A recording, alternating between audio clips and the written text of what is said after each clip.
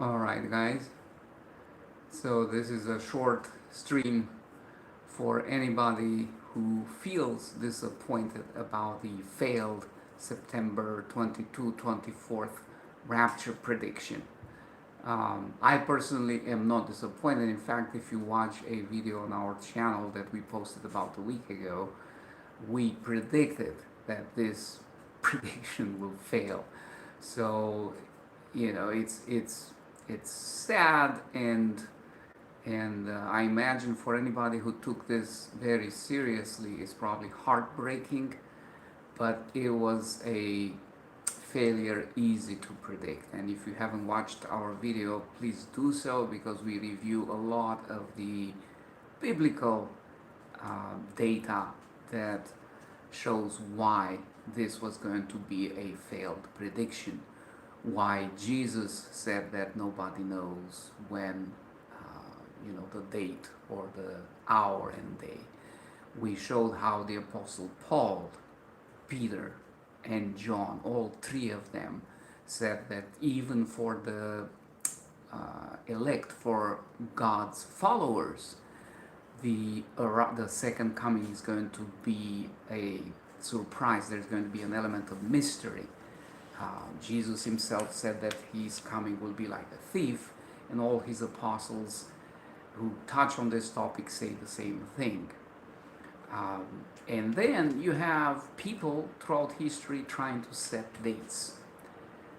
And as enticing as that can be and exciting while you wait for it, the bitter taste that it leaves you with is quite devastating. And for some people, it can mean losing their faith altogether, or feeling like they have been duped, or living with the aftermath of, sometimes selling their goods or things, and trying to rebuild their life. I think what we try to what I would try to tell people like this is, listen, this is a hard pill to swallow, a hard lesson to learn, but I think it's important to learn it. And personally, I think the best lesson to learn from such a failure, which again we predicted, we were not supporting this idea that the rapture will happen on September 22 to 24th. In the video we posted, we said it's going to fail, and unfortunately for those who waited for it to happen, it failed. But if there's a lesson, one lesson that you can learn if you've been waiting for this rapture to occur, and welcome to all of you. All of a sudden YouTube fed a bolus of people joining in, so if you just joined in, what we're trying to do here is to provide support for people who honestly, truly believe that the rapture will happen around September 23rd. We did not believe that, we did not promote that. We stick to the biblical truth that nobody really knows the time. We're waiting for the second coming, and we can't wait for that to happen. But the reality is nobody's going to be able to predict the day and the hour. And if you've been in that group, I think the most important lesson that you can learn from this experience, and I'm not here to bash or to throw mud at you, but you are my brother and sister in Christ. But I think the lesson that can be learned from that, it's very important, and that is, where do we get where do we set our foundation for such beliefs? Do we believe this brother Joshua from South Africa, or the countless of other YouTubers or social media figures that received dreams and had visions? They can be compelling sometimes. The most important lesson that I think we ought to learn from this experience is that we have to go to the Bible, to the Word of God, and start from there. That's the foundation that we have to set. Hi there, Zemizon and Jose Miguel. That's the foundation that we have to establish. And only to the extent that that foundation is validated by these dreams, by these visions, by these messages, by these prophets, only to the extent that these prophets or so-called prophets are in sync and resonate with the biblical truth, can we believe them? What's up? That's Batsy. Good to see you here. If they are in contradiction with the Bible, with the biblical truth, you can forget about that right away and not waste your energy and trust and faith in believing them. Because even in the Old Testament, if you remember, Moses actually warns in one of his books, I think it's in Deuteronomy, he tells exactly about this phenomenon. He says, if a prophet comes with a message, with a dream, with a vision from the Lord, and that comes to pass. He even says that sometimes these predictions that these people, these prophets make, may come to pass. Is that proof that that was a prophet from God?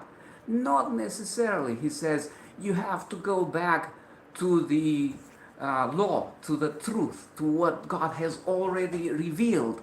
And if what those prophets promote is in contradiction with what's already been discovered in the Bible, even if their prediction has come to pass, don't believe them. They are a false prophet. Even more so when their prediction is in frank contradiction to what the Bible reveals, like in this case with the September 13th or 23rd or around it rapture, where it's clearly contradicting what Jesus says, where he says nobody knows the day and the hour. What his apostles, you have Paul, you have Peter, you have John, all three of them in their writings say the day of the Lord will come as a thief, even for those who wait for it. So this is not talking about the Romans or the Gentiles or somebody who couldn't care less. They are writing to Christians, and it says, even for you, for us guys, the coming of the Lord will be a surprise. There's going to be this element of uncertainty, of unexpectedness when it happens. As opposed to somebody from some obscure place coming and say, hey, it's going to happen on this date or within these 2 or 3 days. We had so many of these episodes throughout time, unfortunately, that have been big disappointments for a lot of people and have been a cause for a lot of people to lose their faith or to lose their credibility in front of their fellow people. Imagine if you live in a place and you start to broadcast your neighbors and friends and say, hey guys, I'm 100% convinced that in a couple of weeks or whenever on September 23rd we're going to be raptured, and then nothing happens. Do you see yourself having any credibility whatsoever after such a disappointment, such a failure, to have any sort of listening ear from these people in the future? You see, so you have to be wise. You have to pick, very carefully the fights that you fight and how much you want to go on a limb, even when it may seem very enticing. I also see people who make the case. In fact, I saw a video by a radiologist who posted a video on the rapture where he made this claim saying, maybe it won't happen on September 23rd. But it would still be good for us to expect it, because it will revitalize us. It would make us, look forward more and be on fire for and I think we should be on fire for the return of Jesus. Setting dates and setting yourself for failure is not going to vitalize your faith. It's not going to keep you on fire. It's going to throw water on your fire, and like I just said, it's going to destroy your credibility. So stay away from this type of thing. And I think I'm going to repeat, because there's a few people who join now, the most important lesson that anybody can learn from such an experience is to start building their expectation and the details about Jesus' second coming from the Bible, from the New Testament, even the Old Testament prophecies, and everything else they build on that should be in sync with these statements, with this understanding. Now, in the video that we just posted recently, and you can watch and go and watch it, about this idea of rapture on September 23rd, in the second part of that video, we spent a fair amount of time trying to explain why this idea of the pre-trib rapture and why splitting the second coming away from the so-called rapture is non-biblical. This is a more recent development. There's been some voices in the past, but for the most part, this is a dispensationalist understanding of Bible prophecy. But unfortunately, it's not biblical. It makes a good script for a Hollywood video showing those guys in the airplane disappearing suddenly. But this is not biblical, despite what some people say, quoting, verses from Matthew 24, where it says, one will be taken, one will be left, and so forth. The biblical teaching, if you spend the time and look at all the relevant passages from Jesus, from the Apostle Paul, from Peter, from Revelation, Apostle John, all of them make a very clear case that the second coming and the rapture, the taking away of God's people when Jesus returns, are one and the same event. They are not split in time, and it's fitting for God, for the King of the universe, to take his people when he comes in a very public, very dramatic, if you will, in a good sense, manner. I don't think, even logically thinking, it would be fitting for God to come and take his people in secret, as if it's something shameful, something that needs to be hidden, something that needs to be done under the cloak of darkness or secrecy. Quite the contrary.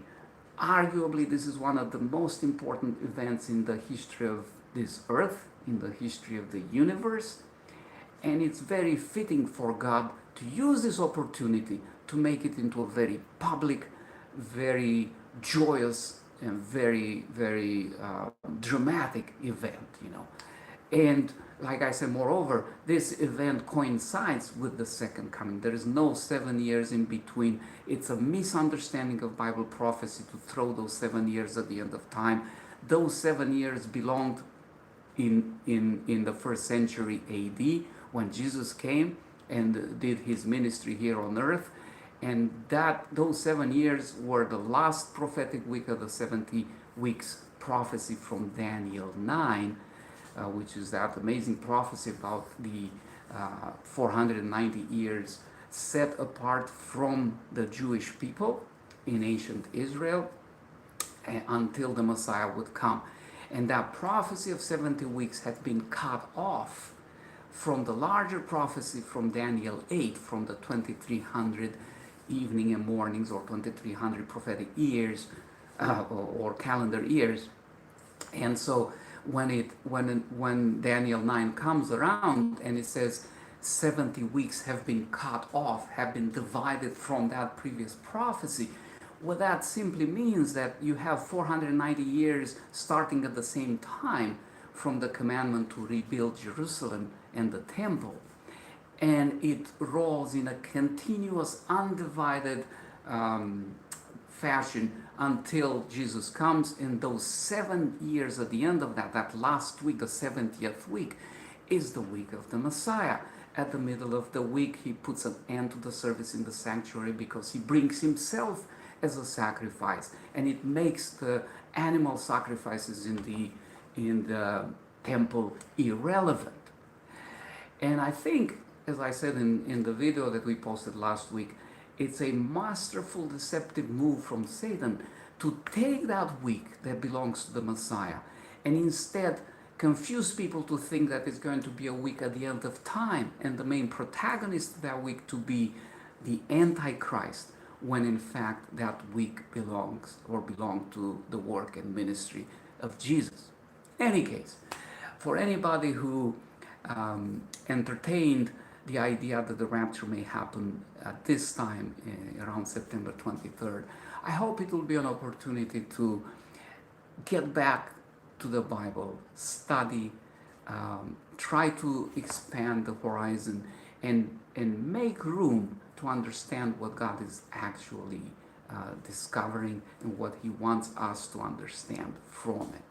If you guys have any questions or any other thoughts, I'm happy to spend a couple or more minutes and look at them. You can post them in the questions You can share your experience if you feel comfortable in doing so about the about this whole social media event with the failed rapture over the last couple of days.